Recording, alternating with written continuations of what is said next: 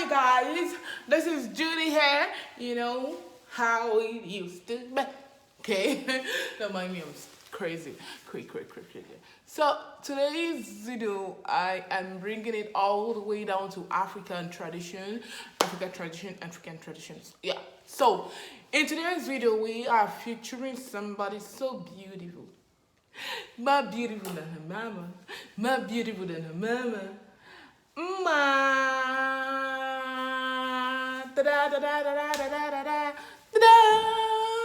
This is Ma. Ma, say hello. Hello. Hi. Hi. Hello. Ouch. So today we're going to clothe Uma in the African traditional way. We're going to be representing the Igbo tribe in Nigeria. So she is going to show you guys that she's an Igbo girl. Uma, how do we cast a measuring tape? Yeah, that's my measuring tape. Then, my Dan seemed a little bit back then. Then a pair of scissors. I know it's old and rusty, but it still works for me. That saved me a lot of emergency situations. And stop talking. Yeah. Okay. Then, this is an elastic band that I don't have the regular white elastic band that is being used for every clothing and every crafting. I found that I had this Gucci band, so it still works. It's elastic, and that's all we need. Yeah. The color doesn't matter since it's gonna go inside the cloth and covered up. So we use this Gucci band, this Gucci elastic band for our DIY project. Ooh, it's messy in a mess, but I love the mess anyway. This is some thread and a needle to craft this project because it's handcraft. We're gonna stitch by hand. Yeah, we're gonna stitch by hand. So since we don't have any formal training on tailoring, fashion, crafting, and yeah, so we do home craft, needle and thread. So we chose orange because our fabric is actually orange based, so this would work. Of course, we wouldn't have any DIY project without that fabric. Oh my god, I actually love this fabric. It's not flowery. That was why I picked it out. It's looking like something that could be used in the 1420s. Yeah, of course, I know back then they would probably be using sacks. I think so. So I just chose this because it's a bit dull, not flowery like every other Ankara fabric out there. So this would make up for the fact that I can't find sack clothes. Okay, it's gonna be traditional, Asian traditional way. I don't know what I'm saying, but yeah, this is fabric. So those are the things that we're gonna need for this DIY. Awesome DIY. Please stay tuned. Don't move an inch because I am about to get you started, taking you all the way back to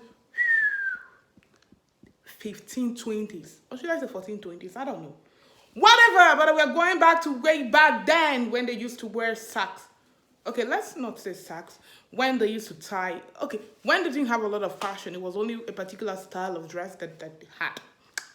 So, how did I know? Researches, baby. And my mom told me her mothers told her mothers. Oh my God, the tale is too much, but we are going back. We are going back. So, Ma, I'm going to have to measure or take your measurement. I'm about to take her measurement. So she got a hip of 26 inches. Yeah, about 26 inches. So we have a waistline of 24 inches, a hip line of 26 inches, then a length of 10 inches. That's 9 inches. We're gonna give 1 inch for just oh no, we're gonna actually add 2 inches to the length because we have to put the band. So we need the 2 inches for the band so that the band doesn't have to, not be okay. So we need a space for the band. So the band is 2 inches. So automatically we're gonna go with 11. So we have 24. 24, we're gonna add 1 inch to that. That's 25. Then we're gonna go add 1 inch to the hip. That's 27. Then we have the other one 11 inches. So 25, 27, 11 inches. That is what we're working on. So first we get the material. So we're gonna get this material open. Then once it's like this, we got to fold into two. So you just do this into two. But when you fold, you take the measurement of the longest or largest part, which is the hip line, because her hip line is the largest part in her entire body. So we're gonna take the measurement of the hip part, and that's 27. Then that's 27. Then we have to divide by 2. Automatically it is 13.5. Yeah, 27 divided by 2, 13.5. So because we folded the material into 2, never had a professional training to sewing and making clothes or anything fashion and bikini. So I'm just doing this from the little knowledge that I have of fashion, I think, and YouTube being a source of learning. So I have a tape here, like you saw before. So I'm gonna measure. I practically don't have a table for this yet, but I hope soon I will. So we're looking for 13.5. That's the largest part. So we have something more than 13.5 here in the fold that we had. We had about 20 something. So we take it back a little bit. So we're gonna measure for 13.5. That's the largest part. 13.5. We have something close. So we have 13.5. So we can use this fold that we made. So we can use this. So we're gonna measure. So this is 11 inches. But I am a little bit of doubt in terms of I will have to add 1 inch, because the band tend to take a lot of things and they don't are scared to be hanging and all sort of things. So I'm gonna call this 12 already, and because we already got the largest part on the skirt, that's 13.5. I don't pretty much need the waist right now, because I'm just gonna add a band to the waist, and somehow it's just gonna snap, you know. So we just need the hip measurement and the length, because the waist will have to align when we put the band, and that's it. We need the longest part and the length to cut the fabric. So I'm gonna cut the fabric. Please, you have to place this on top of a table. Don't mind me, I'm just doing an amateur work, and it doesn't help anyone too. So this is what we have. When I cut it out, this is what we have. So I'm gonna get that has been folded. We cut it into two, so that this cloth will come out better. Like this. This is what I have. So I'm gonna put band on each of them and join them together. The bigger the band, the more you have to fold over. So I have to cut this into two carefully. I'll use the red line as a demarcation. I'll place this way, then I will fold over. The stuff is inside of it, but I have to warn you, when you stitch, please do not stitch on top of the elastic. The elastic just has to be inside of it. Sometimes people do stitch over the space they made, then fix in the elastic and draw it at the other end. But I probably think that's the hardest for me right now. So I wouldn't stitch on the elastic, so that I will be able to draw it and have that band-like stuff. I don't know what to call it. Yeah.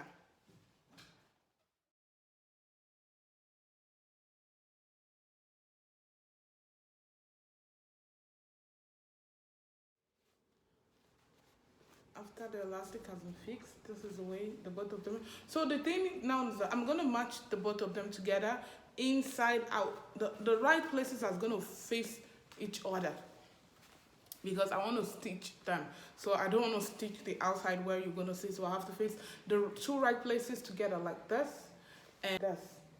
You understand? Like this and like this. So I have to stitch together correctly to form a skirt. So I have to stitch to join them. I have to join the mother is sleeping.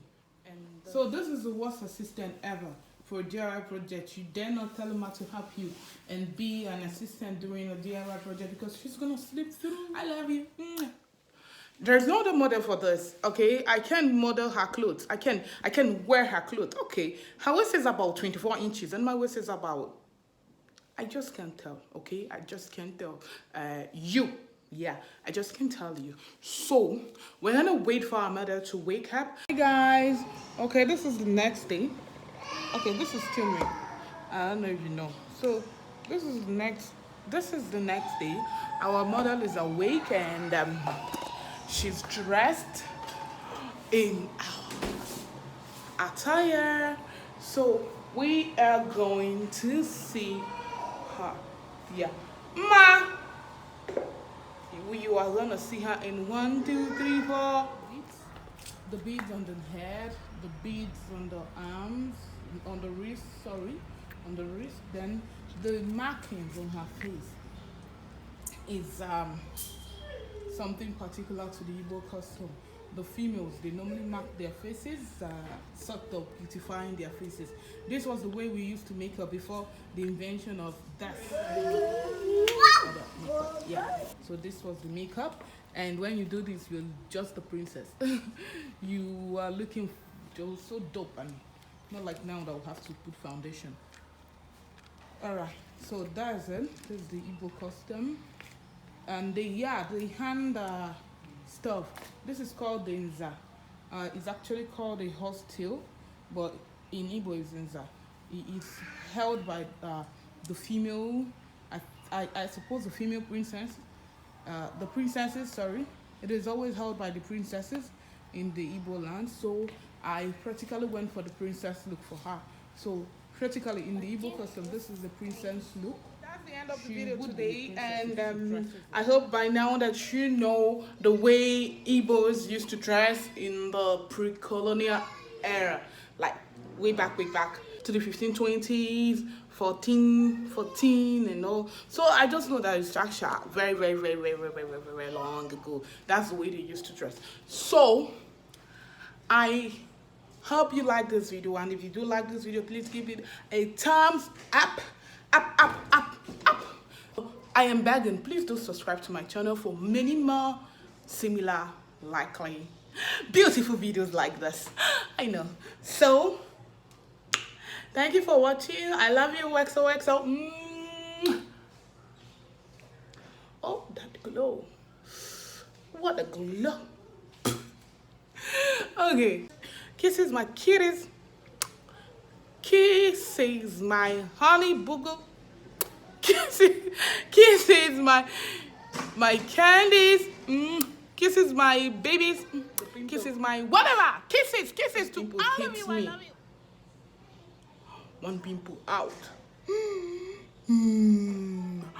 Okay, bye-bye. See you guys in my next video, and I will always upload for you guys. I love you.